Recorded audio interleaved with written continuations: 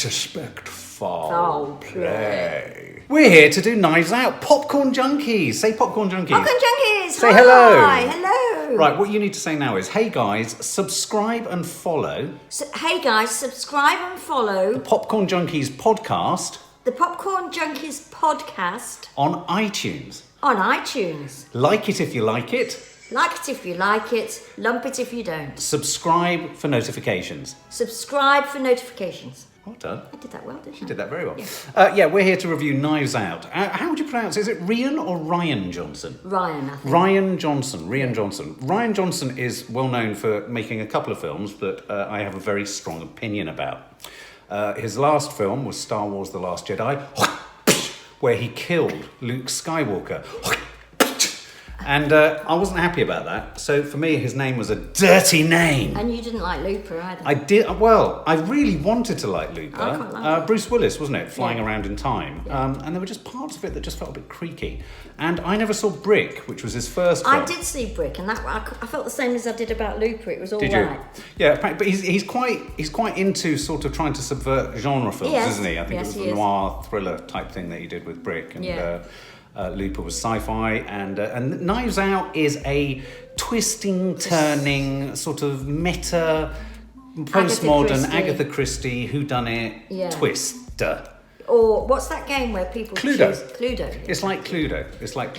It is like Cluedo on screen, and it has an all-star cast. It does. And I have to say, to quote our eldest, dear Maddie, when you have quite so many famous names in a film, it usually doesn't augur well. No. So I'm not. That's not steering what we think, but it is a cause for concern, and I don't know why that is. Why is that? Because they're all vying for screen time, and none of them are being given much. Right, maybe. and I suppose the screenwriter or whoever's written the script is feeling they have to give them all equal kind of dibs on the plot, don't they? So they sort of they almost share it too equally, maybe. And the whole thing about a sort of whodunit in that sense, where they're like Murder on the Orient, it has to be the detective who's got starring role. You know, Hercule Poirot or whoever. Hercule Poirot. Why do they all have such difficult bloody Belgian names? What's this guy's name in Hercule is Benoit Blanc. Benoit Blanc. So he's French as well. He is French, or Belgian, or Swiss. They're always kind of from those weird places that aren't quite French but speak French. Are you an Agatha Christie fan? I would have said no up until yesterday, but I've suddenly found that as I get older, I quite don't mind her so much. I think it's quite cool to say yes, isn't it now? There's a sort of thing where you sort of feel... I think the BBC have tried to make Agatha Christie quite cool. I've never been a fan of Murder, She Wrote. I've never been a fan, really, of Agatha Christie stories. I don't think they're particularly clever. I think they're quite clever. Do you find that? Yeah, but they're sort of clever in a strangely unemotional way. I never find myself emotionally engaged in a whodunit. No. So if there is a whodunit to be had, and that's really hard to say, try saying that. If there was a whodunit to be had, it rarely engages me because there's not often an emotional contingent to it. For this film to work for me, it has to be bloody clever, whip-sawing dialogue, crackling plot twists, dovetailing back and forth, contradicting, twisting one way, twisting the other, double bluff, double bluff, double bluff, double bluff, and that's what I want from this film. So what did you think as it started? I saw, which I often don't, the trailer to this film. Yes, I saw it several times, I saw it with you guys, but I also saw it at the cinema several times.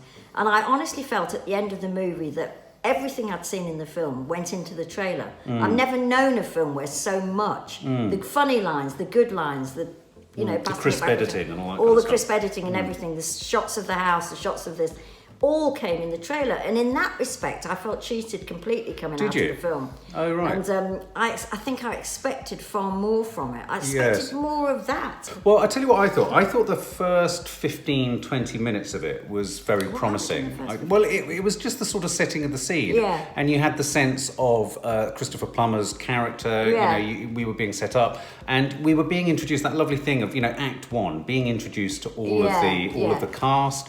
I thought Jamie Lee Curtis was good. I thought Toni Collette was good. I thought they were all actually very good. I did. In that interview scenario, Michael Shannon, they seemed quite rich. I thought the script seemed quite crisp. Yeah. And I thought that Daniel Craig was a brilliantly brooding presence that hadn't quite sort of stepped out of the shadows, quite literally just pressing one note on the piano. I love that bit. Yeah, so I was very excited about seeing this because we're huge fans of Lakeith Stanfield. I am, although Daniel Craig really pisses me off with how miserable he is about James Bond, I do feel that there is a comic actor in there dying to get out. I was just going to say that, yeah. There was another film we saw him in, me and Maddie, Logan Lucky. Did you see that? Where he played a sort of camp villain in that as well. And I feel like he's really itching to break away from the James Bond mold. Yeah. Toni Collette, has since Hereditary has sort of gone up in my books. And Chris Evans, the girls are enormous Chris Evans fans, obviously known for playing Captain America. Yeah, I didn't even know what his name was, but and he does nothing in those films as far as I'm concerned, but I thought he did a lot. I thought he did. Well, I thought he was very good in this. And the girls always say that on his sort of social media and off camera, he's very, very sort of light-hearted and fun and self-effacing. I tell you, one of the things that I did find quite interesting to watch in this is Anya de Armas, who played the Christopher Plummer's sort of nurse. And she's obviously slated to play Marilyn Monroe in the biopic of Monroe's life. Really, this is a film that I think we can only really talk about what we thought of all of their performances, because the countless twists and turns is pointless as trying to... What I would say, though, and I don't know if you agree with this, Mum, for saying it was a twisty-turny whodunit, guess this, guess that, I wasn't as confused in a sort of mentally enjoyable way as I was hoping to be. No. I think it thought it was cleverer than it was. It definitely did. And I think what people forget is, or what things like that, maybe the Agatha Christie's or whatever, and maybe it comes back to the thing of you saying that, they were pretty simple things in the end. They were just sort of a mathematical puzzle and she solves them. But we have so many more sophisticated films now in terms of emotional stuff and whatever. Yes. And it's almost like they went through each person, took them off the list. We were left with about 3, and then...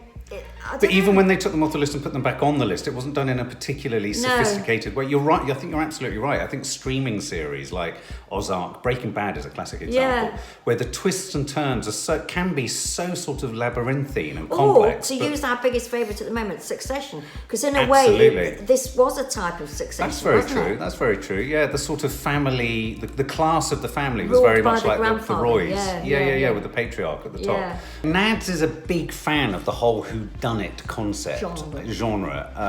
And her observation, which I thought was an interesting one, because it's written by Rian Johnson, and directed by him, is that really what makes a whodunit comedy, which this strives to be, doesn't it? It's supposed to be sort of gallows humour and all that kind of stuff, and it's definitely comedically skewed. It's an inherently English genre. Right down to the whole Agatha Christie thing. And the characters in it might be American or French or whatever in terms of, but the humour didn't feel particularly British. And it felt like in American hands, it was kind of a little bit straining for comedy. Oh, that's an interesting observation. And I thought it was a really accurate one. In some way. Yeah, Maddie's just going to poke her nose in. I think it's because nobody can do sarcasm and a dry sense of humour like the British can. Yeah. We've all got a really dark sense of humour in a different way to the Americans. No, I agree. That's why it should have been a bit more Britishy. A bit more Britishy. Yeah, I think Maddie's right. So I think it's strained a little bit. I think we had a genre that didn't fit necessarily with the cast at hand. So you had everyone playing, because it's all about archetypes, isn't it? It's all about stereotypes. It's all about, Colonel Mustard in the lounge being the and such being the something. And I thought it was going to be clever. I thought we were going to get things like, and it did it a little bit, but not enough, of showing us the same event from countless different points of view. Yeah, I did too. And I thought it was going to be... I just thought it was going to be cleverer. I thought it was going to be cleverer. And there were also some sort of mysterious things like the old lady. I mean, what did she add to anything? She was hysterical, though. She wasn't hysterical. Oh, she was. She was, for me, she was the funniest thing in it. Yeah. Oh, no, her utterly inexpressive face that kind of strangely and curiously contained all the clues with all this other... I mean, so many of the things and the tropes and the gimmicks that they were going for, I could see why on paper it was a good idea. Yeah. So like even her, the idea that the most inexpressive, silent, inarticulate individual in the entire film holds the keys to revealing what exactly and who exactly has done what. Yeah. Whilst everyone else is headless chickens running around. I also quite liked the fact, and I thought they could have had more fun with how malevolent the family were with wanting to just, indulge in the spoils of Christopher Plummer's estate. Do you know what I mean? Because Well, they were quite. I mean, yeah, but I thought it could have been cleverer. Yeah. And I thought, even things like, characters like Lakeith Stanfield, I think he was a great addition to the film, but he wasn't given anything to do. I mean, I thought it was a real sort of.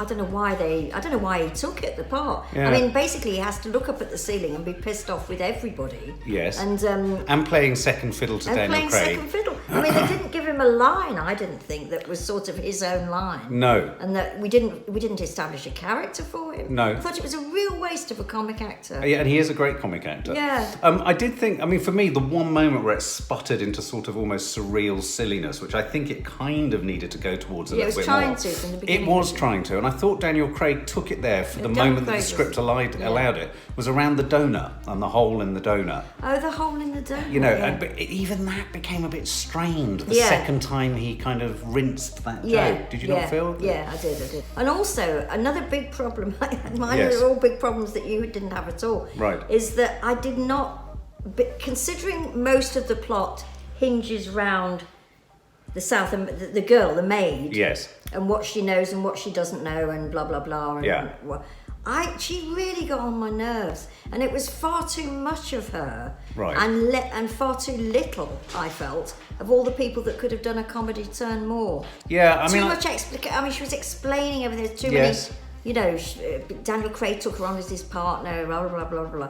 All of that went on for far too long. And even the sort of pitch gag, which was supposed to be her vomiting when she tells the truth, I didn't even think that was very but that good. was a bit strained too. It was. But now, okay, so how would you account for that on Rotten Tomatoes, most critics are giving this a 98% Rotten Tomatoes score? Why is that then? But they gave Joker 64. They gave Joker 64. I've no idea. I think it was. I thought Daniel Craig gave me more than I expected. I mean, But do you think that was not more about the fact that we were just desperately pleased to see Daniel Craig playing someone other? I have to confess, I thought he looked particularly rough. He was in a big close-up for most of it, wasn't he? Do you think he was going for that? Yeah. Ah. And I think in a way it was a Haggard. performance with no vanity at all. I hope so. With the cameras in his face, I hope so. emphasising his nose and his mouth. Not just emphasising his nose and his mouth, but emphasising. Making him sound hideous. Whoa! It was emphasising the inordinately odd shape of every part of his So like head. a fish eye almost. Yes. It was right up against him. Yeah. No, that was deliberate. Absolutely. Well, I hope so, and if it Yeah, was, then more And more to credit his to him. credit, Yeah, exactly, absolutely. exactly. But I did feel at times he What was did sort you of feel about lumbering from shot to shot. But also, what did you feel about the whole maid scenario? Well, it's interesting you said that. I mean, I find her incredibly beautiful to look at. Yeah, she is beautiful. I thought she was great in Blade Runner. She played, obviously, Ryan Gosling's love interest, didn't she? I think you're right. I think she was playing second fiddle in many ways to everyone she was in a scene with. So when she was in a lot of scenes with Chris Evans, and I thought Chris Evans was very strong in those scenes, especially that scene in the sort of diner where they're hooking up and they're kind of getting to know, and he's trying to get some sort of leverage on her. I thought he was very good there. Yeah. And I thought she was good around Daniel Craig, but yeah, it was a bit of a strange role in a sense, wasn't it? It was slightly empty. It was slightly didn't really go anywhere, and her character arc didn't really go anywhere. And you're right. I mean, I thought what was going to be revealed to us was this dark, malevolent double twist where her and Chris Evans have been working together to flip everything against them. But that wasn't the case. No, it wasn't the case. And I thought that her most successful scenes for me were with Chris Evans, where they were sort of toing and froing, and I thought that worked actually. I could have done with more of that. And less of her being of showing her being sick when anything. I thought that was a real weak. Yeah, the idea that whenever she lied, she was sick. I mean, I was expecting them even to get cleverer with that, so that she was going to double bluff being sick. Yeah, there were many moments where I thought, I like what they're setting up here. Yeah, and then they didn't set it up. Well, and in the setting up, they kind of let it go. Yeah. And Don Johnson, I thought was kind of good. I was going to say we haven't mentioned Don. What did you think of Don Johnson? Good. I thought he was great. Yeah. I mean, he didn't have that much to do. I wonder if he was playing it very straight to his own character. Yeah, maybe. Do you know what I mean? And I also thought nice to see him in a film. It was nice to see him in a film. I thought they could have had more fun with all the letters and the people having affair. I mean, strangely, it was very complicated in all the wrong ways. Yes. And could have been a lot more complicated in all the right ways. It didn't, it just didn't feel complicated or clever enough. No, it didn't. I agree with that entirely. So I was coming to it with every every scene, I was almost superimposing over the top of it a far more complicated set of events coming out of it, which never then materialised. And the reason the trailer was so addictive, because I kept saying, these guys all saw it at a premiere, and I saw it afterwards when it came out last week. And I kept saying to them, well, you haven't said much about Knives Out. It looks fantastic from the trailer, and I kept seeing the trailer. But it seemed to be jam-packed full of stuff. What did you think of the house thing and the way everything looked? Well, again, I was kind of hoping for it to be more artfully shot. I thought we were going to have something that was... True. Because often whodunits are in film staged quite theatrically, because of course you get quite a few of them at the theatre, don't you? So I was expecting him to make a formal play of the theatricality of the set, the theatricality of where they position people. That's often a sort of motif of the whodunit, isn't it? Sort of sitting in a circle or sitting in a semicircle, you know, the sort of Poirot character, you know, marching up and down. I was expecting that, but subverted, and I didn't really get that at all. What I'm left with as a kind of visual memory of the whole thing is less the house and more just extremely fat close-ups of everyone's faces. I mean, of everyone's faces. We were in big fat close-up an awful lot. My favourite montage scene was the cross-cutting between all the family members giving their sort of version of events in front of the knife structure. I thought that was the most fun bit. Okay, well, summing up, I'm going to go first. Okay. I have a strange and rather strained relationship with Rian Johnson. He's a very sweet man. He was at the premiere. He's in an interview. He's an incredibly amenable chap. I wanted to like Looper. I remember going to see that, but I haven't been actually engaged, surprised, or stimulated by any of his films. I didn't feel any emotion in this film. I didn't feel any emotion. It wasn't that sort of film. No, it wasn't that sort of film. But even when I talk about emotion, I'm even talking about humour or laughter or not wanting to be courtness or being courtness. I wasn't engaged. I didn't care. I wasn't following any one individual. I didn't mind if she got caught. I didn't mind if it was maybe that was the problem for her. For me, with her character, because they gave her a lot of screen time. Yes. And if you didn't care less whether she was caught or not. Well, I didn't care less about her. And as I began to and what happened with this film for me was it gradually was running out of steam, and it was almost exponentially running out of more steam as it went along. Because I started to realise by about an hour in, this isn't following through on half the cleverness. It's not going to go anywhere. It's not going to get any cleverer. And as it didn't get cleverer, I got more and more bored. Yeah, I did. And I really, really didn't care by the end. And then all that was keeping me hanging in there was willing Daniel Craig to up the comic ante. Yeah. Do you know what I mean? I was thinking, maybe that and the donut moment happened. That was kind of funny. Yeah. But it was like taking a half of orange and straining it against an orange thingy and getting virtually no juice out. I was getting not a lot. So I'm afraid this, for me, Rotten Tomatoes, critics out there giving it everything, this was an absolutely massive disappointment, because I thought the first trailer was really, really brilliant and I was excited about it. Yeah. I'd give this a 3 out of 10. Oh. I thought it was very weak, except for Daniel Craig, who I thought was great. I could have done with more of him and less of everybody else. But less of the girl, but more of the scenes where they're all sitting there and he's going, I suspect foul play. Yeah, we needed him to be even more pantomime even. We did. Yeah. And a few of the reviews I've read have sort of paid homage to, what's his name, he did The Murder in the Orient Express just now. Kenneth Branagh, saying, he's much better. Daniel Craig is much better, much subtler, and whatever. And I suspect that's not true, because I think it's like you said it earlier on in this review. I think the Brits do. Yes, arched. Yeah, arched. Better. I think whodunits are all about the phrase we're looking for isn't necessarily that they can't do sarcasm or irony, but there is a British archedness to this genre. That however much this film tried to get, it never got. No, it didn't. No. And I thought some of the jokes were very, very weak. But say, for example, the thing of keep referring to her in all her different South American countries. I mean, you knew from the moment that they said the first one that was what they were going to do, and I felt there was quite a lot of that in the script that you knew what was coming. Very creaky. Yeah, you could hear the gag coming 3 scenes before it landed. Yeah, I agree. So for all of that and all of the reasons that we've already said, Daniel Craig was definitely the star of the show to me. But I would also go back to the thing that I said originally: if it didn't really give me much more than the trailer, I would go down as far as 2.5. Ooh, 2.5. I suspect. I've become Sean Connery. I suspect foul play, Miss Moneypenny. It just finished. What was I there? I suspect. Sean Connery. I suspect foul play, Miss Moneypenny. I hope I'm not missing Strictly. For more film and family fun, don't forget to click the subscribe button and make sure to click the bell to never miss an update.